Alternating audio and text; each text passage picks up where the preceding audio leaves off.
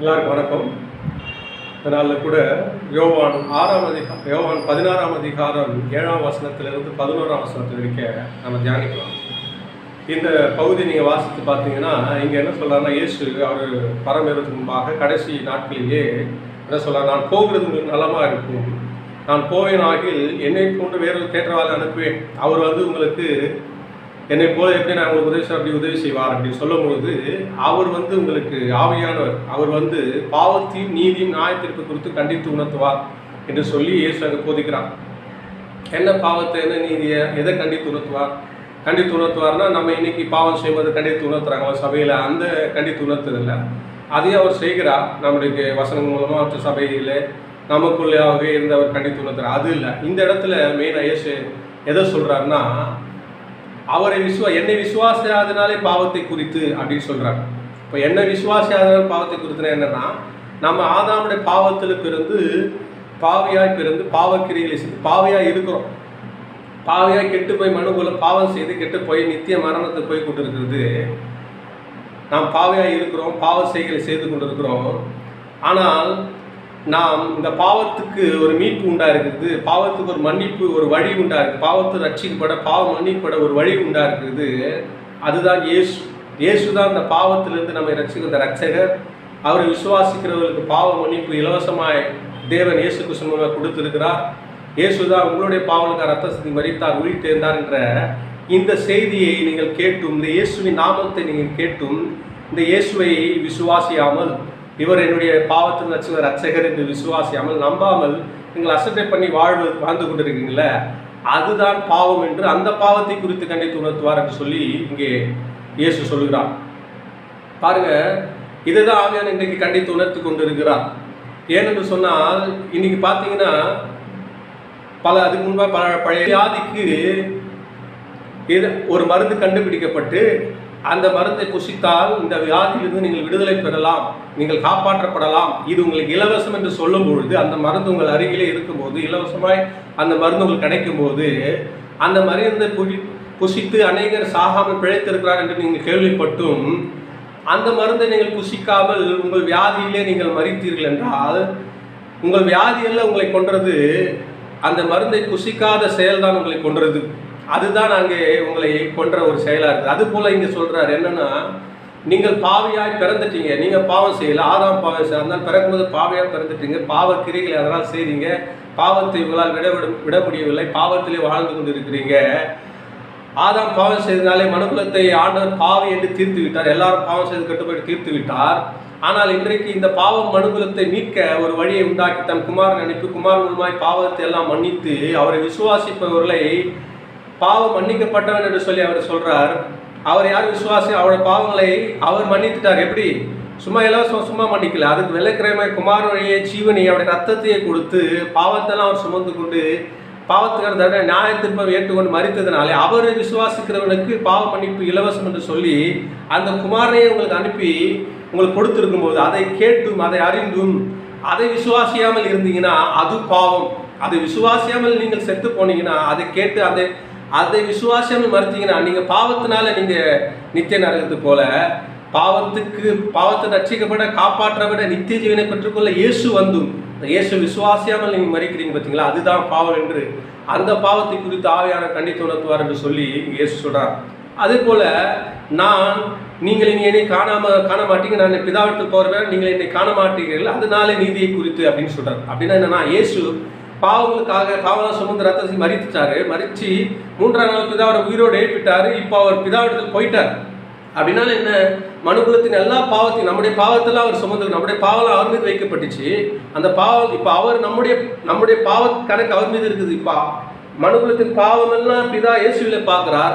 அந்த பாவங்கள்லாம் இயேசு சிலுவையில் ரத்த சிந்தி மறித்து பாவத்துக்காக செத்துது அப்படியே இருந்ததுனால நமக்கு வழி இல்லை தேவனிடத்தில் போகிறதுக்கு. ஆனால் அவர் செத்து உயிரோடு எழுப்பி அவர் பிதாவிடத்தில் போயிருக்கிறாருன்னா, தேவன் முன்பாக போகக்கூடிய தகுதி இயேசுக்கு வந்திருக்குது. இயேசு தான் அந்த மனுகுலத்துக்கு பிரதிநிதியாக இருக்கிறார். ஆதாம் ஒரு மனுகுலத்துக்கு பாவத்துக்கு அவர் பிரதிநிதியாக இருந்தது போல, நீதிக்கு இயேசு தான் தேவன் முன்பாக திருப்படியும் சேர்க்கிறதுக்கு தேவன் முன்பாக நிற்கக்கூடிய அந்த தகுதி இந்த இயேசு மூலமாக நமக்கு உண்டா இருக்குது. அப்போ இயேசு பிதாவிடத்தில் போன அப்படின்னால் இவர் தான் நீதி என்று சொல்லி, இவர் தான் தேவன் கொடுக்கும் நீதி. இவரை விசுவாசிக்கிறவர்கள் தேவன் நீதியாய் அவர்களை தகுதியாய் பார்க்கிறார். தேவன் முன்பாக நிற்கக்கூடிய தகுதியாய் பார்க்கிறார்.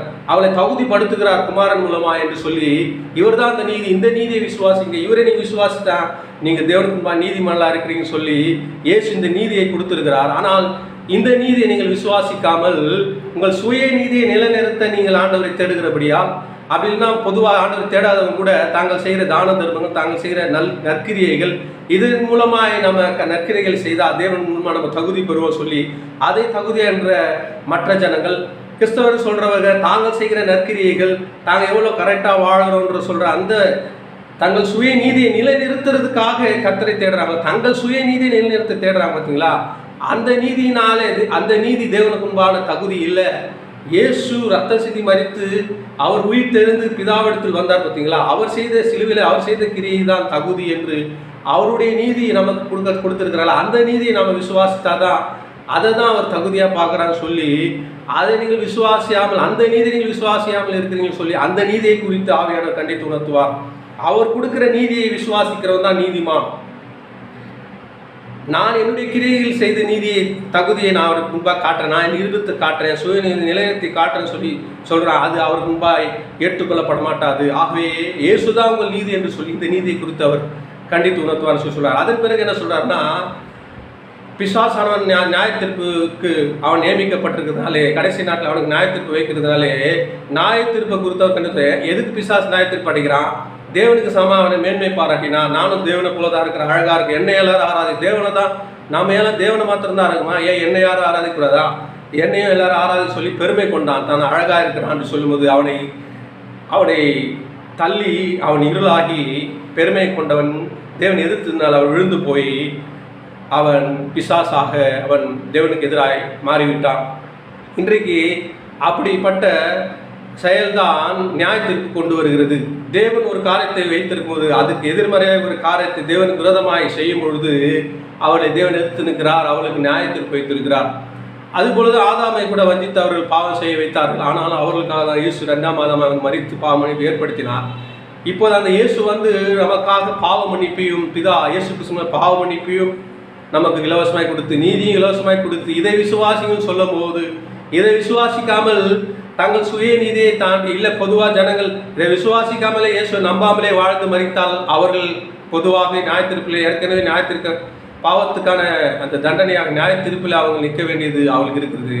ஆனால் கிறிஸ்தவர்கள்னு சொல்லியும் தங்கள் தேவன் கொடுக்குற பாவ மன்னிப்பு, தேவன் கொடுக்குற நீதியை இலவசமாய் அவர் கொடுக்குறார், அதுதான் தகுதின்னு சொல்லி அதை விசுவாசிக்காமல் தாங்கள் செய்கிற கிரியை, நான் இயேசு விசுவாசத்தங்க வந்தேங்க, ஆனால் நான் கரெக்டாக வாழ்ந்து என்னுடைய கிரியைகளை, என்னுடைய நற்கிரியைகளை வைத்து தான் இதுதான் இதை பார்த்து ஆண்டவர் என்னை ஏற்றுக்கொள்ளட்டும் சொல்லி தங்கள் கிரியைகள் மேலே தேவன் சொல்கிறாரு, இல்லை நான் என் குமாரன் கொடுக்குற குமாரனுடைய நீதி உங்களுக்கு கொடுக்குறேன், அதை நீங்கள் தகுதியாக எண்ணுங்க அப்படின்னு அவர் சொல்லும்போது, இல்லை நான் என்னுடைய கிரியை தகுதியாக என்ற சொல்லி வந்தீங்கன்னா அது தேவனுக்கு விரோதமாய் போகிற மாதிரி இருக்கும். தேவன் வைத்திருக்க நீதிக்கு அகைன்ஸ்டாக அது செயல்படுற மாதிரி இருக்கும்போது அவர்களும் நியாயத்தீர்ப்புக்கு முன்பாக நிற்க வேண்டும். இயேசு விசுவாசம் செத்தால் நியாயத்தீர்ப்பு, தேவன் கொடுக்குற நீதியானாலும் தங்கள் சுயநீதியை நிர்ணயித்த தேடுகிறவர்களும் நியாயத்திற்கு முன்பாக இருப்பாங்க. ஆகவே இவர்களும் பிசாசை போலவே தேவன் ஒன்று சொன்னால் அதுக்கு அகைன்ஸ்டா எப்படி ஒன்று இருக்குதுன்னு சொல்லி இவர்கள் எடுக்கிறாங்க.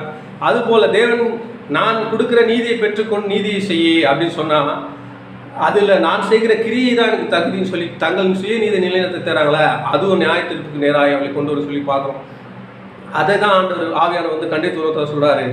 அவர் கொடுக்குற நீதியை பெற்றுக்கொண்டு அவர் நமக்காக இலவசமாய் பாவ மன்னிப்பை கொடுத்து பாவத்தை ரட்சித்து நம்ம நீதிமான் ஆக்கி அவர் நமக்கு நீதிமானாக தீர்த்துட்டார், நம்ம நீதிமான அறிவிச்சுட்டார், நம்ம தேவனுடைய பிள்ளையா நீதிமான பரிசுத்தம் மீட்கப்பட்டா இருக்கிறோம்.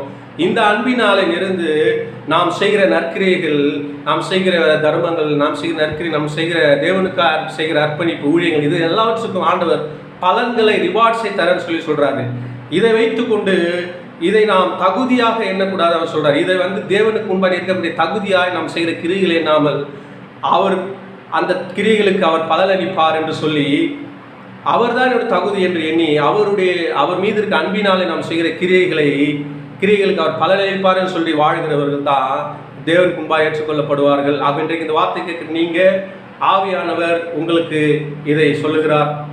என்ன சொல்றாருன்னா, இயேசு உங்களுக்கு வந்திருக்கிறார், அவர் விசுவாசியாக தான் பாவம், அவர் கொடுக்குற நீதியை நீங்கள் ஏற்றுக்கொள்ளாமல் இருக்கிறதா அதை குறித்து அவர் கண்டித்து, அதுதான் நீதி. இதை நீங்கள் ஏற்றுக்கொள்ளாமல் நீங்கள் உங்கள் சுய நீதியை தேட நீங்கள் நின்றீங்களானால் நீங்கள் நியாய தீர்ப்பிலே நிற்க வேண்டும் என்று சொல்லி ஆவியானவர் இன்றைக்கு உங்களுக்கு சொல்லுகிறார்கள். இந்த வார்த்தை கேட்குற நீங்கள் இயேசுவே உங்கள் பாவ மன்னிப்பு, அவரே உங்கள் நீதியாக ஏற்றுக்கொள்ளுங்க. கர்த்தர் உங்களை ரட்சிப்பாராக. ஆமென், ஆமென்.